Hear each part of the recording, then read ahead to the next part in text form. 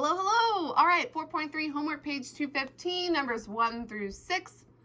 It says to use the first derivative test to determine the local extreme values of the function and identify any absolute extrema. All right, number 1. Well, based off of the examples, these are very similar to the examples, we need to start by taking a derivative. So using power rule, that would be 2x minus 1. Okay, next step would be to set that equal to 0. Because we're finding the terms, we're finding the max and min, so that's why we have to set them equal to 0, where the slopes are 0. Add 1, divide by 2, x equals 1/2. So there is our extrema, but I do want to mention this is a parabola to the second degree, and it's got a positive leading coefficient. So this parabola is facing up. So it's going to have not just any minimum, an absolute minimum, because it's the only one that's there. Okay, so we need to see our, because it says to support your answer with a graph. So we need to do a little number line graph. This is y prime. So we need to try numbers less than 1/2, like 0, into the derivative. 2 times 0 is 0. 0 minus 1 is a negative number. Plug in a 1, because that's bigger than 1/2. 2 times 1 is 2. 2 minus 1 is 1. It's positive. But we knew what the outcome was going to be. Negative to positive. We're going to have a minimum at 1/2. All right. Time for the XY chart. And those, remember, we plug into the OG, the original. So 1/2 squared, 1/2 times 1/2 is 1/4, minus 1/2. Well, let's make it minus 2/4, because 2/4 is the same as 1/2, and I need a common denominator. Minus 1, we can write as 4/4. So let's see. Negative 2 minus 4 is negative 6/4. 1/4 minus 6/4 is negative 5/4. So there is the minimum. So now we can write up our answer. What pen do I want to use? I'll put it down here. We have an absolute min at negative 5/4, or of negative 5/4 at x equals 1/2. I forgot the of, but it's no big deal. Now we didn't have to justify our answers, so we don't have to do a big old fancy write-up. So yay, a little bit of a break from that. Just a little bit. Just a little bit. All right, number 2. Same steps. Let's find its extrema. This is a cubic function. Okay, so let's see. We have prime equals, using power rule, negative 6x squared plus 12x. Oops. There's nothing after that because the derivative of negative 3 is 0. So pretend that's not there. All right, and set that equal to 0. And let's factor out a negative 6x while we're at it. And we'll be left with an x minus 2. Break those apart, set them each equal to 0, and solve for x. You get x equals 0 and x equals 2. So we have 2 extreme values to try for x, 2 critical points. All right, so when we get our little t-chart ready, we'll have 0 and 2 to try out. And let's go ahead and do our little number line graph.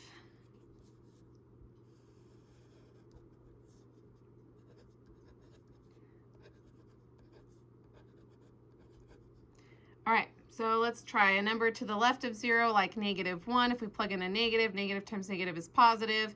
Negative 1 minus 2 is negative. Positive times negative is negative.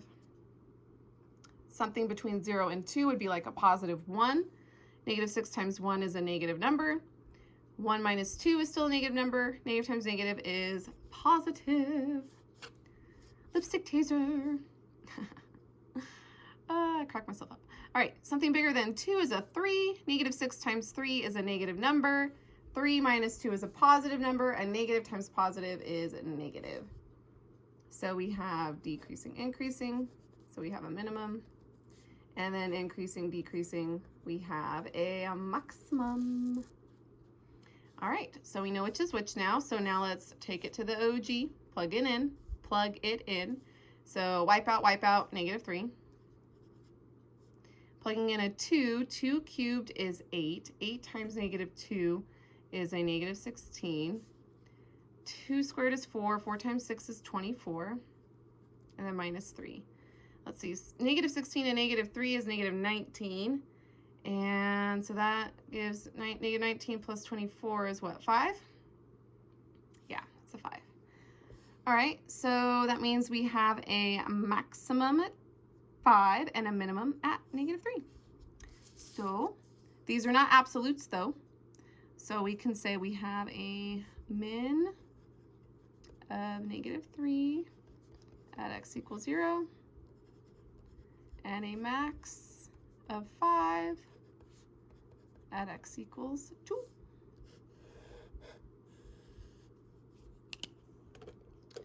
All right. Number 3, same thing. You guys getting the hang of these yet? I feel like the more and more we do them, the more and more they're going to be just easier and easier. All right, let's take the derivative using power rule. So that would be 8x cubed minus 8x plus 0. Set it equal to 0, and let's factor out an 8x. We're left with x squared minus 1. Hey, we can still factor that. X squared minus 1 is a difference of 2 perfect squares. X plus 1, x minus 1 is what it factors down to. And so we're going to get 3 critical values here. X equals 0, x equals -1, and x equals 1. 1, 2, 3. All right. So we're going to get ready for that special T chart there. In order, it would go -1, 0, 1. And then let's do our sine graph. And we need -1, 0, 1. Okay, something to the left of -1 would be like a -2. -2 times 8 is a negative number. -2 plus 1 is a negative number. -2 minus 1 is a negative number. A negative times negative times negative is negative. Okay. Something between -1 and 0, like a -0.5. 8 times -0.5 is a negative number. -0.5 plus 1 is +0.5, so positive, negative, positive. And then negative minus 1 is a -1.5, so that was negative, positive, negative. Negative times negative is positive. Between 0 and 1, a positive 0.5, well, 8 times a positive number is positive. 0.5 plus 1 is a positive number, so positive, positive. And 0.5 minus 1 is still a negative number. So positive, positive, negative is negative. And something bigger than 1, 8 times 1 is 8, positive number. 1 plus 1 is a positive number. 2 minus 1 is a positive number. So positive. I might have said a 1, but even if we plugged in a positive 2, all those would be positive. All right, decreasing, increasing, increasing, decreasing, decreasing, increasing. We got a min. We got a max. Totally missed it though. And we got another min. All right, so we know what we've got. 2 mins and a max. Let's plug them in, plug them in. So if I plug in a -1, remember we plug these into the OG. -1 to the 4th is +1, so that's a +2. Minus 4 plus 1. 2 minus 4 is -2. -2 plus 1 is a -1. Plug in a 0, wipe out 1. Plug in a 1, it'll be 2 minus 4, which is -2, plus 1, which is -1. Hey, so my minimums are at the same number, the same height. Okay, so when I write this up, I'm going to say min of -1 at x equals -1 and +1, so I could put plus or -1, quick and easy way to write that, instead of saying at x equals 1 and x equals -1, that's a quicker way. And then a max of 1 at x equals 0. Easy peasy lemon squeezy. Now, this one took it up a notch. It took it to a challenging level just because of that e to the x. And in the exponent, we've got 1 over x, so we're going to be using chain rule on that. But then we also have an x in front of the e to the x, so that means we're going to be using product rule over all. So we got a lot of steps that are going to be going on here. So I'm going to try to make it flow and explain it as best as I can. We've done problems like this before when we were learning how to take these derivatives. It's just, this one's a complicated one. All right, so let's do it. So we have to use product rule and chain rule on this bad boy. Okay, so first, for product rule, you have the first times the derivative of the second. So the first is x times the derivative of the second. So first of all, we need to take the derivative of 1 over x. 1 over x is the same as x to the negative 1. So let's take the derivative of that. That would be a negative 1x to the negative 2 power times the e to the 1 over x. Okay. And then plus, so we did the derivative, or the first times derivative of the second. Now we do the second times the derivative of the first. The derivative of x is a 1. Okay, so let's clean this up. So I have y prime equals, let's see, we're going to drop that like it's hot. So we're going to have x over, so it's negative x over x squared e to the 1 over x plus e to the 1 over x. I feel like I forgot something.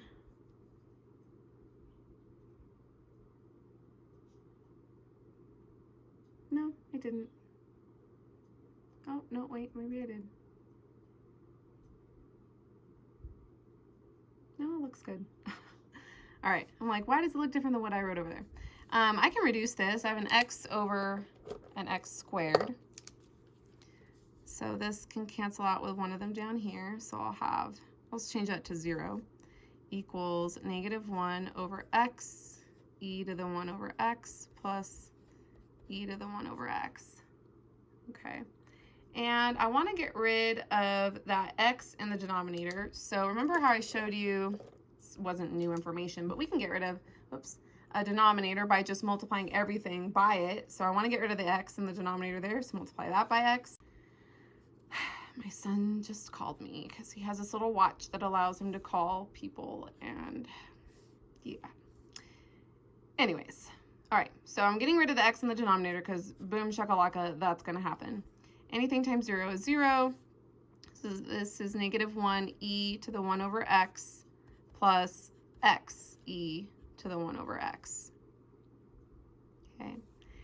And from here I notice, wait, well, both of these terms have an e to the 1 over x. So let's factor that out.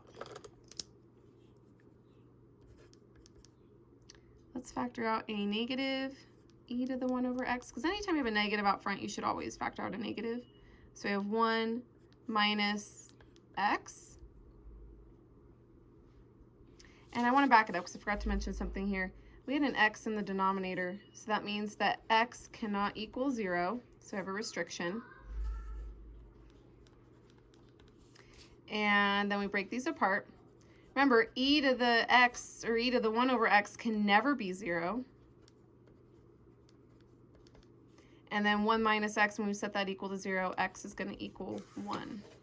So pretty much the only critical point we have is x equals 1.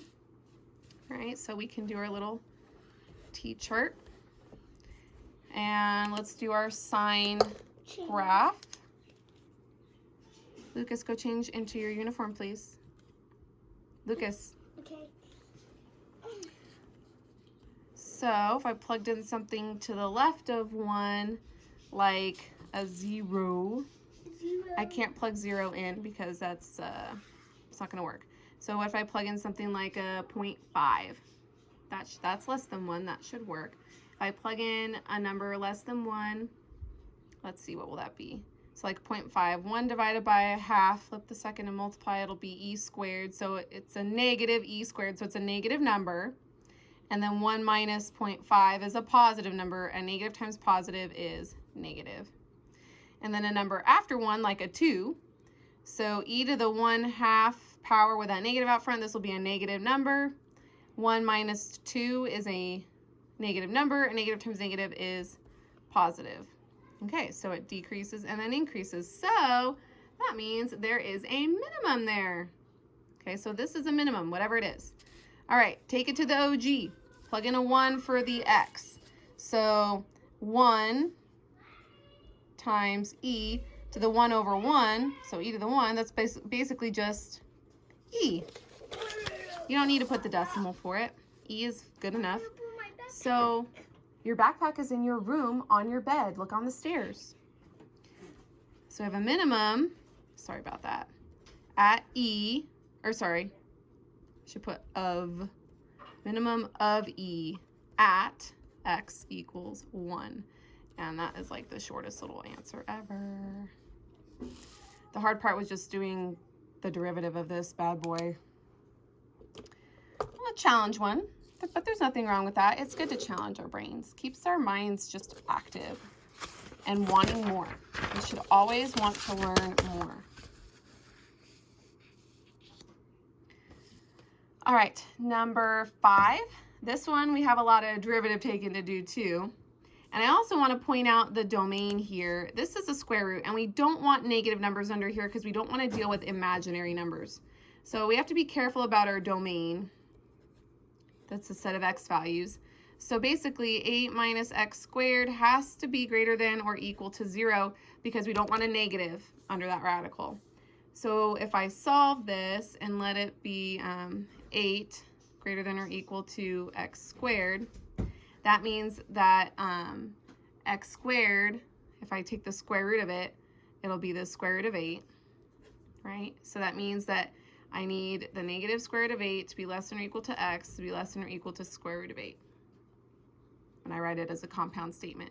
So square root of 8 is like 2 point something-ish. So I'm going to say this is a negative 2-ish, and this is a positive 2-ish. Okay. If you don't believe me, you can always verify on a calculator, but I do know that one. I'm pretty confident.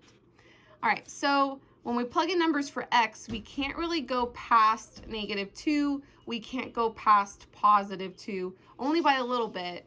But if I wanted to try like a negative 3, I'm too far. Or a positive 3, I'm too far. So we have to be careful about that domain. We're kind of restricted there.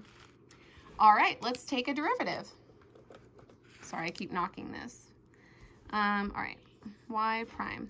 Well, I've got x times 8 minus x squared underneath that radical. So first of all, let's convert this to 8 minus x squared to the 1/2 power, because that's what a square root means. We're going to have to use chain rule and product rule on this. So PR and CR. So the first times the derivative of the second. Well, the derivative of the inside is a negative 2x times the overall, which is a 1/2, times the stuff inside, which is 8 minus x squared, and then we have 1/2 minus 1, which is a negative 1/2. I totally ran out of room here, so this is still one line. And then plus, now we did the derivative of the first time, or first times derivative of the second. Now we have to do the second, which I'm just going to keep it as the square root of 8 minus x squared. And then times the derivative of x is just 1. Okay. So I noticed that these 2's cancel. We have, let's see, x times negative x is a negative x squared, and times 8 minus x squared to the negative 1/2 power. I'm going to have to drop that like it's hot, plus the square root of 8 minus x squared. Okay, it's looking a little bit cleaner. It's kind of nice. All right, so let's drop this like it's hot because it's got that negative exponent. So y prime equals, we'll have negative x squared over the square root of 8 minus x squared. Convert it back to a square root. And let's go ahead and get a common denominator. so we can add those fractions. Because they do have some things in common, and I see something that's going to be nice about that. So when I multiply this top and bottom, so I'm going to multiply by square root of 8 minus x squared, top and bottom, I'm going to get negative x squared plus, I'm going to have the common denominator. Poof, anytime you multiply a radical by itself, the stuff inside gets to come out, all over the square root of 8 minus x squared. Okay, let's clean this up a little bit. So that's a negative 2x squared plus 8 over the square root of 8 minus x squared. Let's change this to a 0. Multiply this to the other side. Okay, and we're going to get, well, anything times 0 is 0. Negative 2x squared plus 8. And subtract 8. Divide by negative 2, we would get 4. Square root both sides, we get a plus or minus 2. The square root of 4 is 2. All right, so I have 2 critical points to try out. All right, and we'll do a little t-chart over here.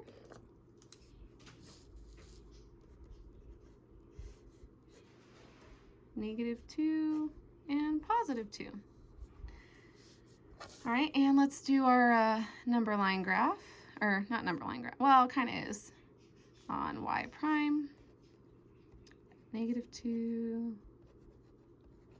I don't know why sometimes I can draw a star and sometimes I can't process how to do it. All right, so I got to pick something to the left of negative 2, but remember, our domain, I can't really go past negative 2 too far. It needs to be negative 2-ish.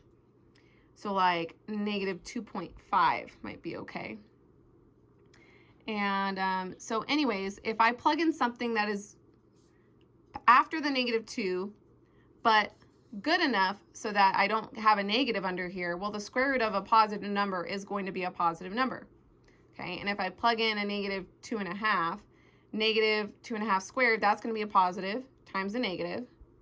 So it's going to be a negative, if it's a 2-ish, it'll be negative 4 plus 8. So we'd have a positive over a positive.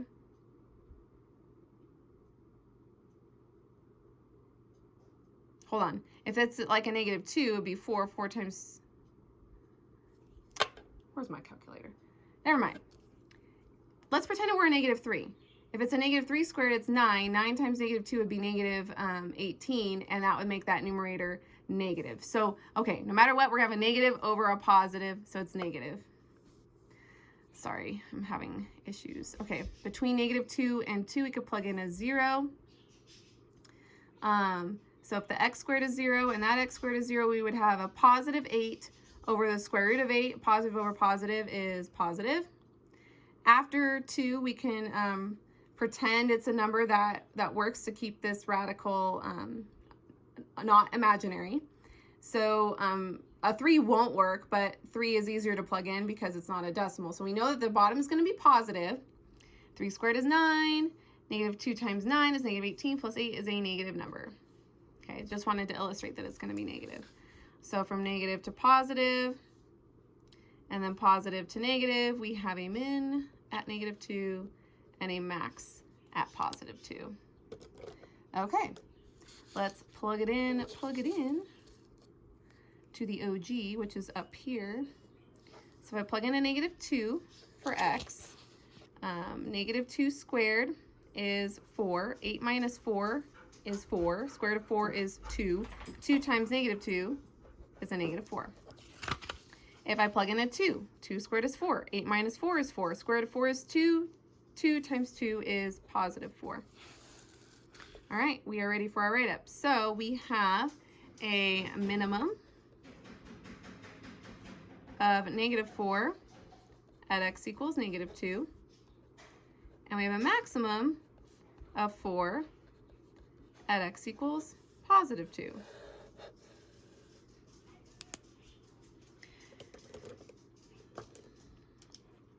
All right, number 6, the last one, a piecewise function. Woohoo! I really like these. And the only way, guys, to get good at them is to keep doing them. I remember when I hated them and avoided them like the plague. I remember those days. But then in college, when there was no running away from it, because pretty much everything in biology, physics, whatever, was a piecewise graph, you get stuck and you got to do it. So you just got to do it. Got to suck it up, buttercup. All right, so let's plug in numbers less than 0, but let's start with 0. Just know that it's an open point because it's less than 0. So I plug in a 0 for x squared, it'll just be a 3. So 0, 3, so I'll have an open point there, okay? And then let's try a negative 1. Negative 1 squared is 1, 3 minus 1 is 2, so negative 1, 2. This is a parabola, and it's a negative in front, so I know that this is a downward facing parabola. Let's try a negative 2. Negative 2 squared is 4, 3 minus 4 is negative 1, so negative 2, negative 1. And so now it's really looking like a parabola, and it's doing that.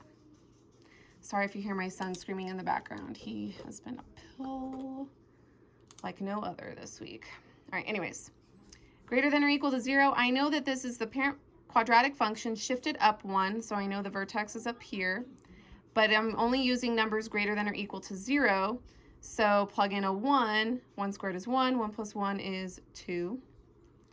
Plug in a 2, 2 squared is 4, 4 plus 1 is 5. So 2, 1, 2, 3, 4, 5, way up here. So I don't need to graph that. I can just fake it till I make it. All right, so I noticed that there is a point of discontinuity. At x equals 0, there's a jump, okay? But that point is defined. Now, we're not applying the MVT, so we don't need to worry about that. We are just finding the extreme values. So since we do have a point defined there, we do have a local minimum. Okay, so we know that this is not continuous at x equals 0, which means that it's definitely not differentiable at x equals 0, which means that if we were to use the MVT, we wouldn't be able to because it doesn't apply. But it does have a local minimum. So we can say since y is defined at x equals 0 for, and it's defined for where we can equal 0, the x squared plus 1, that's where the point is solid. So for the x squared plus 1, I'm just gonna put dot, dot, dot, y has a local min of, that minimum value is at a 1 at x equals 0. And that's it.